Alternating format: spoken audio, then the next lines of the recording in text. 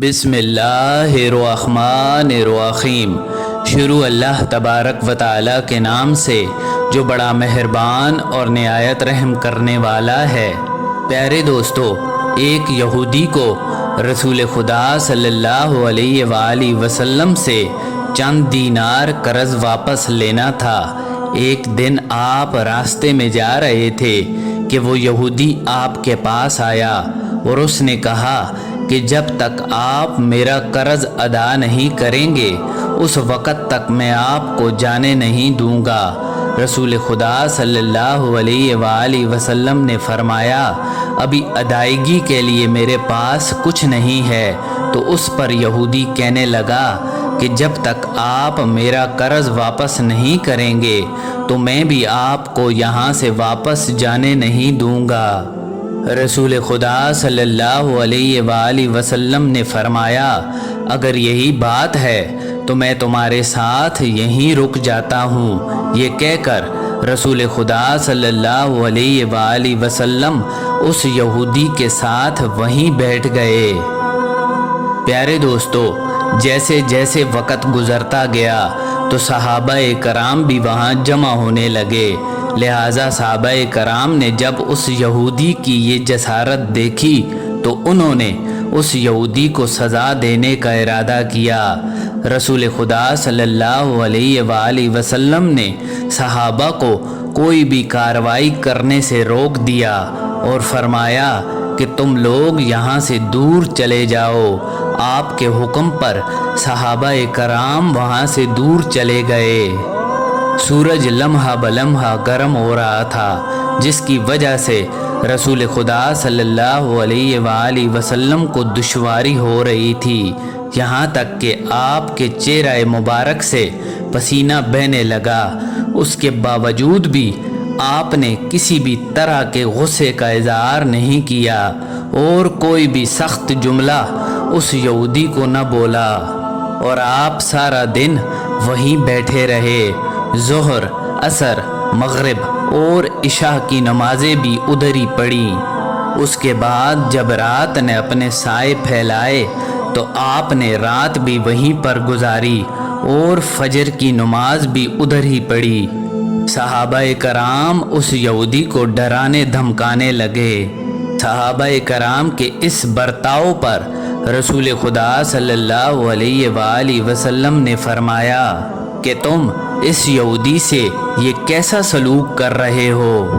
اس پر صحابہ کرام کہنے لگے، یا رسول اللہ، اس یہودی کی اتنی مجال کہ آپ کو یہاں روکے رکھے۔ حضور نبی کریم صلی اللہ علیہ وآلہ وسلم نے فرمایا، اللہ تبارک و تعالی نے مجھے اس لیے نہیں بھیجا کہ میں کسی پر ظلم و ستم کروں۔ پیارے دوستو، اگلی صبح جب سورج نے اپنی کرنیں بکھیری تو وہ یہودی کلمہ شہادت پڑھتے ہوئے کہنے لگا، میں نے اپنی دولت کا ایک حصہ رائے خدا میں دیا، اور میں نے آپ کو یہاں اس لیے نہیں روکا تھا کہ میں آپ کی توہین یا گستاخی کروں۔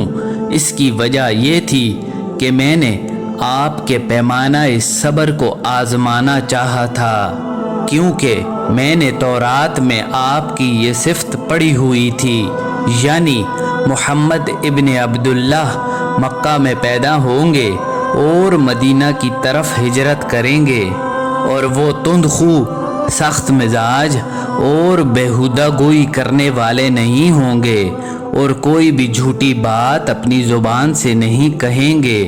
لہٰذا میں نے آپ کو یہاں روک کر اس بات کی تصدیق کی ہے کہ تورات نے بالکل سچ کہا تھا۔ پیارے دوستو، رسول خدا صلی اللہ علیہ وآلہ وسلم مبعوث برسالت ہونے کے 3 سال بعد تک خفیہ طور پر دعوت اسلام دیتے رہے۔ اس کے بعد اللہ تبارک و تعالی نے آپ کو حکم دیا کہ آپ کھل کر اللہ تبارک و تعالی کا پیغام لوگوں تک پہنچائیں اور لوگوں کو اللہ تبارک و تعالی کی طرف دعوت دیں۔ اور جب حج کے دن شروع ہوئے تو سارے عرب سے لوگ مکہ کی جانب آنا شروع ہوئے، اور جب مکہ میں لوگ جمع ہو گئے تو رسول خدا صلی اللہ علیہ وآلہ وسلم کوہ صفا پر چڑھ کر لوگوں سے مخاطب ہوئے، اے لوگو، میں اللہ تبارک و تعالیٰ کا رسول ہوں، اور تم اللہ تبارک و تعالیٰ اور اس کے رسول پر ایمان لے آؤ۔ جب لوگ آپ کی طرف متوجہ ہوئے اور انہوں نے بڑی حیرانگی سے یہ اعلان سنا تو ہر کسی کی یہ خواہش تھی کہ وہ اعلان کرنے والے کو دیکھے۔ اس کے بعد رسول خدا صلی اللہ علیہ وآلہ وسلم کوہ صفا سے اتر کر کوہ مروہ پر چڑھے، اور وہاں پر بھی آپ نے 3 بار یہی اعلان دہرایا۔ پیارے دوستو، جب ابو جہل نے رسول خدا صلی اللہ علیہ وآلہ وسلم کا یہ اعلان سنا تو ابو جہل نے غصے سے ایک پتھر اٹھا کر آپ کی طرف پھینکا۔ وہ پتھر آپ صلی اللہ علیہ وآلہ وسلم کی پیشانی مبارک پر آ کر لگا، جس کی وجہ سے آپ کی پیشانی مبارک زخمی ہو گئی، خون بہنے لگا، اور رسول خدا صلی اللہ علیہ وآلہ وسلم کا پورا چہرہ مبارک لہو لہان ہو گیا۔ اس کے بعد تمام مشرکین رسول خدا صلی اللہ علیہ وآلہ وسلم کو پتھر مارنے لگے، لہٰذا نبی رسول صلی اللہ علیہ وآلہ وسلم کوہ ابو قبیس پر چڑھ گئے اور ایک چٹان کے پیچھے جا کر بیٹھ گئے۔ مشرکین بھی آپ کا تعاقب کرتے ہوئے پہاڑ پر چڑھے، لیکن آپ ان کو کہیں بھی دکھائی نہ دیے اور وہ ناکام و نامراد لوٹ آئے۔ اسی اثناء میں ایک شخص نے امام علی علیہ السلام کو اس سارے واقعے کی خبر دی اور کہا کہ میرا خیال یہ ہے کہ محمد مارے جا چکے ہیں، معاذ اللہ۔ یہ سن کر امام علی علیہ السلام کو شدید تکلیف پہنچی اور آپ ام المؤمنین حضرت خدیجۃ الکبریٰ سلام اللہ علیہا کے پاس آئے اور ان سے کہا کہ میں نے سنا ہے کہ مشرکین نے رسول خدا صلی اللہ علیہ وآلہ وسلم پر سنگ باری کی ہے، اور بعض لوگوں کا یہ کہنا ہے کہ رسول خدا صلی اللہ علیہ وآلہ وسلم شہید ہو چکے ہیں، آپ میرے ساتھ ان کو تلاش کرنے کے لیے چلیں، امید ہے ہمیں ان کا کہیں نشان مل جائے۔ آپ وادی میں ان کو تلاش کریں اور میں پہاڑ کے دامن میں آپ کو تلاش کرتا ہوں۔ لہٰذا آپ روتے ہوئے آگے بڑھے اور فرما رہے تھے، یا رسول اللہ، ہمیں کوئی جواب تو دیں کہ آپ کہاں پر ہیں، میری جان آپ پر قربان، آپ مجھے بھی اپنے ساتھ لے کر جاتے۔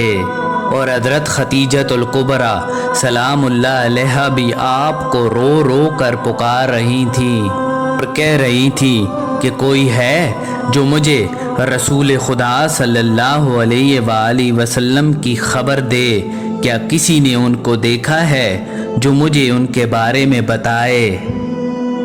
پیارے دوستو، اس وقت حضرت جبرائیل علیہ السلام رسول خدا صلی اللہ علیہ وآلہ وسلم کے پاس حاضر ہوئے اور ان کے ساتھ فرشتوں کی ایک پوری فوج تھی۔ جبرائیل علیہ السلام نے رسول خدا صلی اللہ علیہ وآلہ وسلم کو سلام کیا اور کہنے لگے، ہمیں اللہ تبارک و تعالیٰ نے آپ کے حکم کی تعمیل کے لیے بھیجا ہے، اگر آپ کا حکم ہو تو ہم اس قوم کو تباہ کر دیں اور روح زمین پر ان کا کوئی نام و نشان تک دکھائی نہ دے۔ اس پر رسول خدا صلی اللہ علیہ وآلہ وسلم نے ارشاد فرمایا، میں تمام جہانوں کے لیے رحمت بنا کر بھیجا گیا ہوں اور میں انتقام کا حامی نہیں ہوں، اور اے رب العالمین، ان لوگوں کو معاف کر دے اور ان کو راہ ہدایت عطا فرما، کیونکہ وہ مجھے نہیں پہچانتے۔ اس کے بعد جبرائیل علیہ السلام کہنے لگے کہ حضرت خدیجۃ الکبریٰ سلام اللہ علیہا آپ کو تلاش کر رہی ہیں اور ان کے رونے سے آسمان کے فرشتے بھی رو رہے ہیں۔ آپ ان کو جواب دیں اور اللہ تبارک و تعالیٰ کی طرف سے اور ہماری طرف سے ان کو سلام پہنچائیں اور ان کو جنت کی بشارت دیں۔ لہٰذا رسول خدا صلی اللہ علیہ وآلہ وسلم نے خدیجۃ الکبریٰ اور امام علی علیہ السلام کو آواز دی اور ان کو اپنے پاس بلایا۔ دونوں ہستیاں آپ کی خدمت میں حاضر ہوئیں اور انہوں نے آپ کی پیشانی مبارک پر پٹی باندھی اور گھر لے آئے۔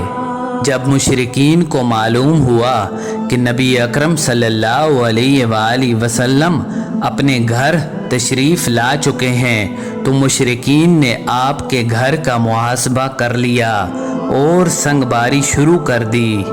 امام علی اور حضرت خدیجۃ الکبریٰ دونوں ہستیاں آپ کا دفاع کر رہی تھیں۔